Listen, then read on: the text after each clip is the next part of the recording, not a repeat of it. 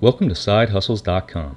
Today, we're going over house cleaning jobs, the apps you can use to find gigs, and how to get clients if you're starting your own house cleaning business. One of the easiest ways to find house cleaning jobs is to use TaskRabbit, Thumbtack, Handy, and Tidy. But there are several more out there. You can check out our article for the full list of house cleaning apps. But pretty soon you may end up wanting to move off platform and start finding clients yourself once you've built up enough experience. Or if you're in a small town, many of these apps may not even have enough of a client base to sustain your house cleaning side hustle.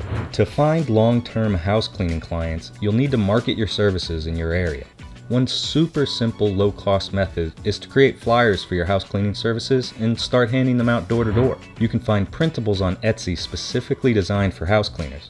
Just head to Etsy and search for house cleaning flyer printable. There are loads to choose from, like this one right here. Simple to the point. Another way to get house cleaning clients is to set up a Facebook business profile and join local groups. A good tip is to look for any apartment rental or homeowner Facebook groups. Additionally, you can check Facebook Marketplace for people who are selling items as part of a move. Use terms like moving or moving sale, and then reach out to those people with your house cleaning pitch. You can also consider setting up a Google My Business profile. This will get you listed on Google Maps, so you'll show up when folks search for house cleaners in your area. Now, these are just a few simple ideas to help you get house cleaning clients.